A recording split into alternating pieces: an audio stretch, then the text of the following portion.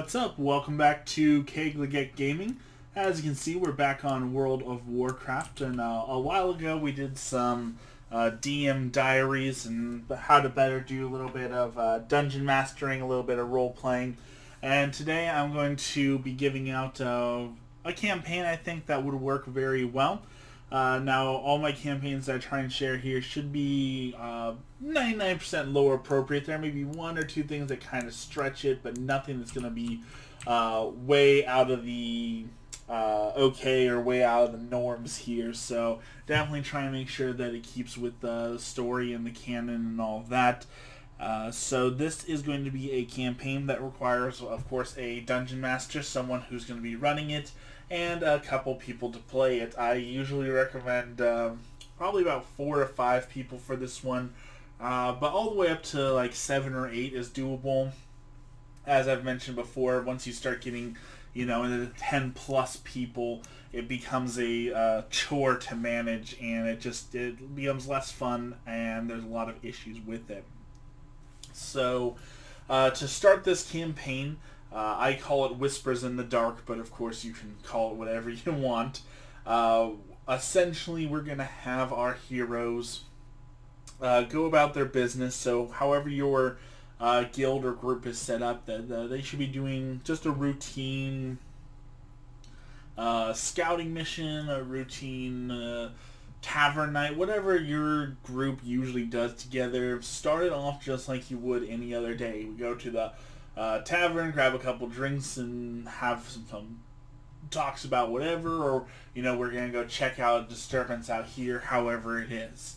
Now, where this is going to become a different campaign from however your generic starts are is with these whispers. Now, these whispers are going to be identified through one of two means. You can either go more the route of a cultist, old god, shadow priest, something of that nature, whispering and trying to cause people to go mad, or you could go the more demonic route and talk about the local demons of Azeroth causing people to go crazy, try and get them to betray their own people, or however. Both are completely doable.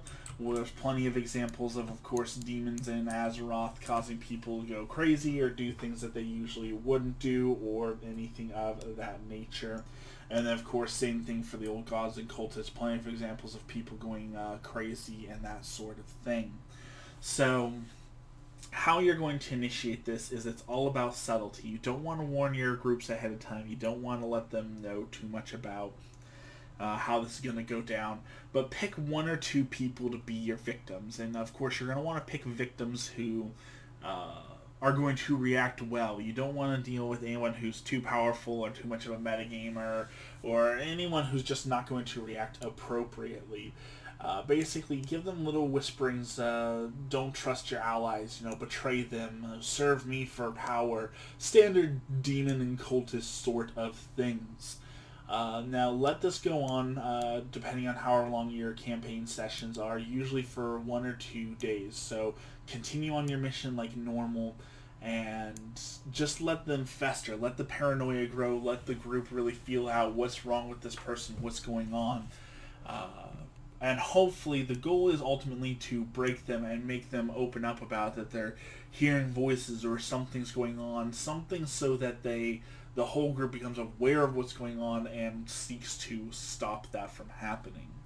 From there, what you're going to want to do is introduce an NPC who is going to do something to get the party to know kind of what they're dealing with, and get them moving towards off their main mission to now this campaign, the Whispers in the Dark. So what I would do here typically is take an NPC, mysterious, unknowns. No, don't use any of your regular NPCs, anyone they know. Shrouded, so they don't know too much about them. Definitely if they can detect magic or anything like that, magical, or demonic even if you have demon hunters or anything of that sort. And so have them explain that, I know what you're hearing or what you're going through, kind of your standard take on, I know what you're going through and I can help. You need to head towards X location to take care of the cultist or demon. This is the work of, Malgatros the demon, or some sort of old god. Don't use an actual old god, of course. Use a servant of the old god, or, Hammer Clan, Twilight Clan. Be as broad as you can. That you don't necessarily want to name a specific old god. That's where you don't want to get too involved in the lore.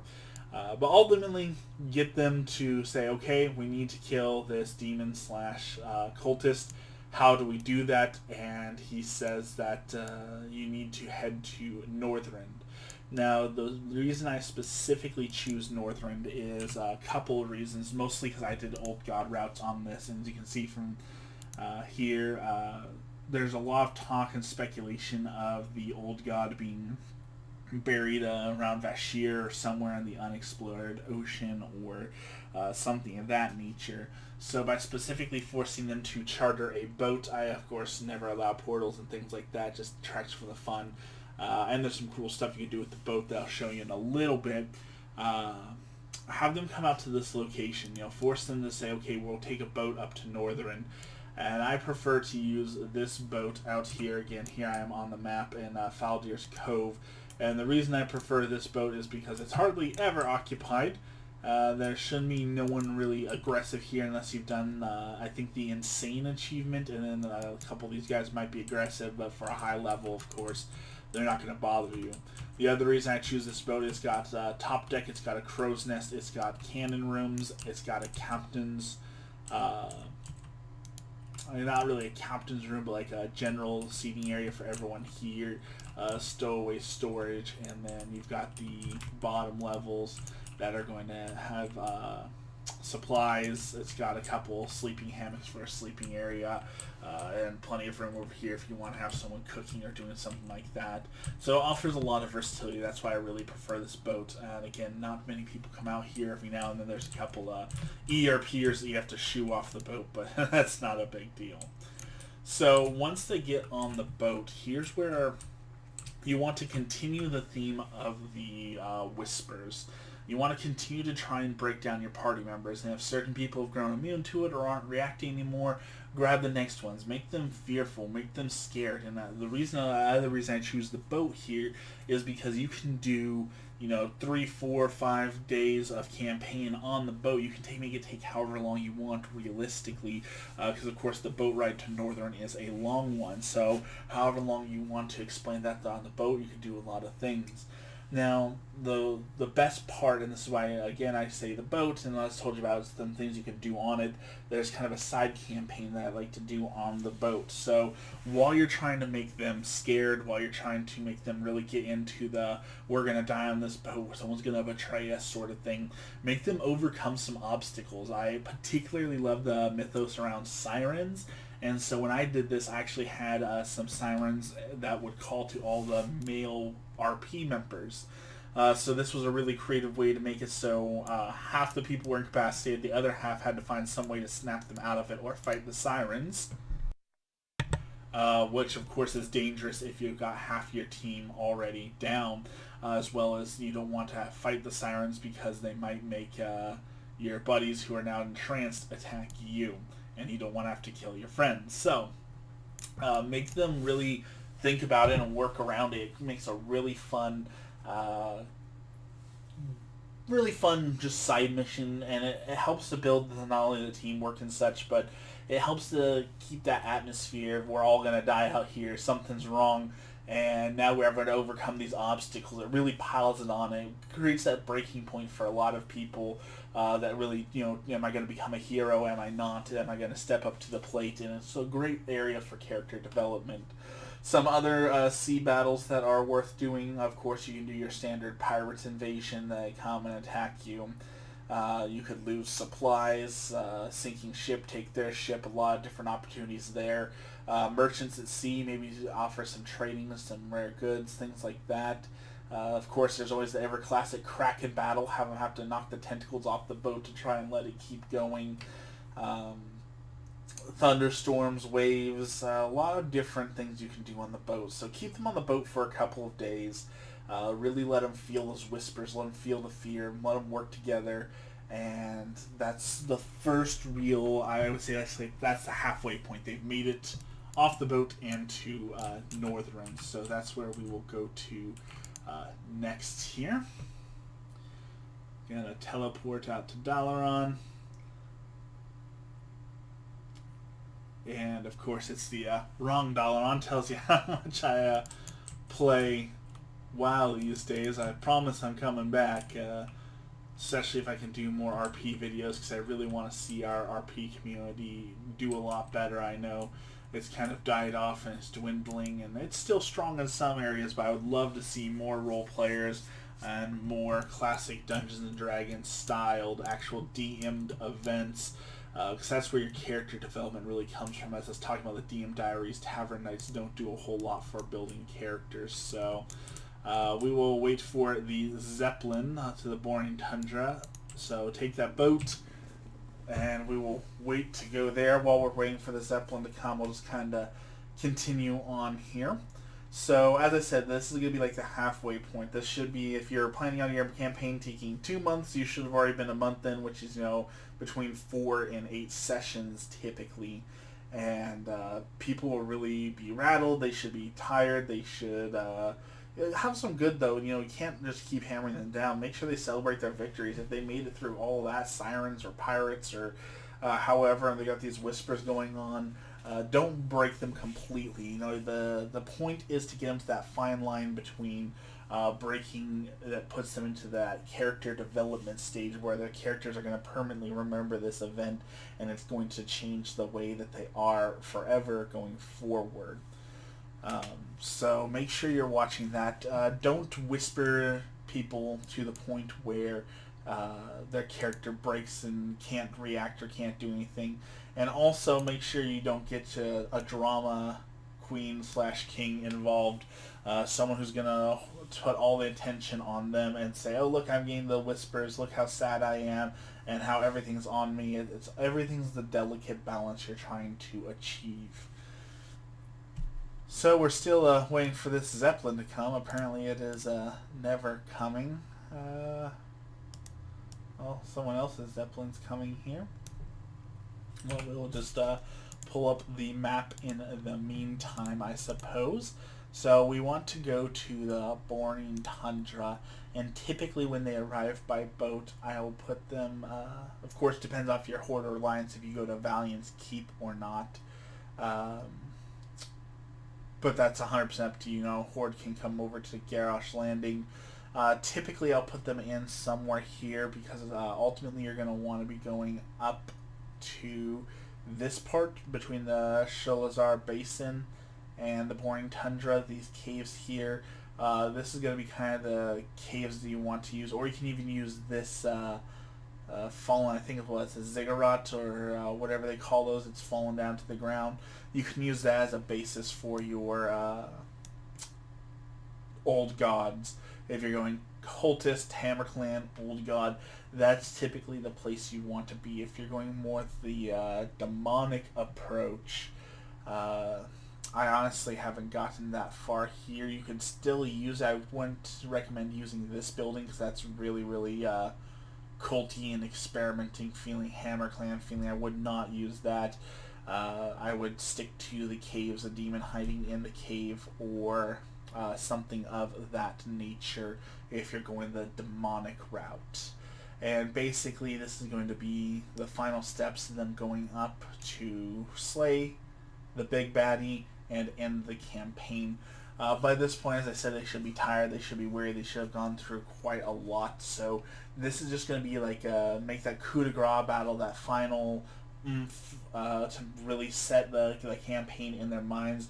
You don't want to have too much going on, so if you're going to have them camp out in the fields or survive for a couple days, realistically from here to here you're looking at maybe 1 day at most. Anything long, you're going to start dragging this campaign out through too far because again, we're already past a lot of the cool stuff that happens on the boat, and we're just looking to finish off the bad guy.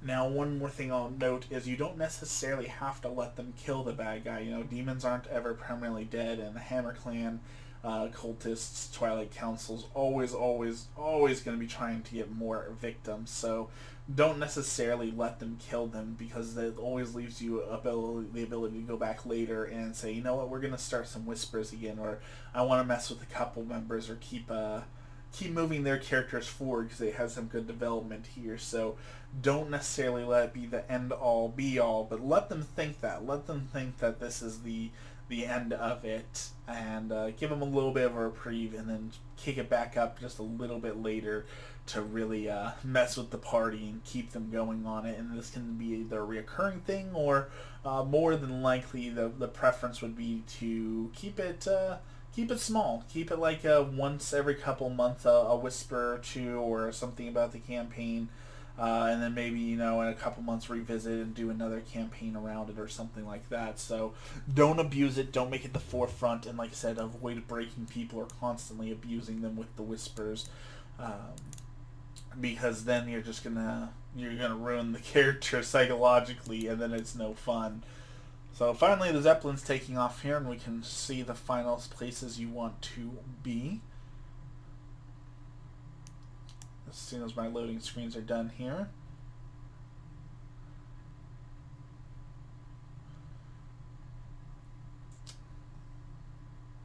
It's reminding me of the load screens when you teleported to Dalaran originally and had those huge load screens. Hopefully they fixed that now. I don't know. I haven't played in a while. So we're going to fly up out of Warsong Hold.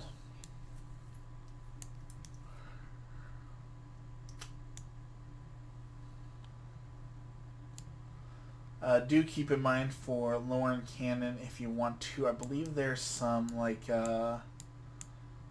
magic stealers or something magical about this area. There's a couple quests that point to all the blood and that sort of thing, so you can also tie that in if you happen to know the quests of this region very well. So this is about where I do the landing. As you can see, we got a nice little icy beach to land on. And there are mobs, of course, but I always assume that everyone's doing this at max level, so it should not be in any sort of problem. Or you can land more over here and drop them off in this area. I don't believe there's any mobs, and then you can just walk right up the hill here and head on over this way. So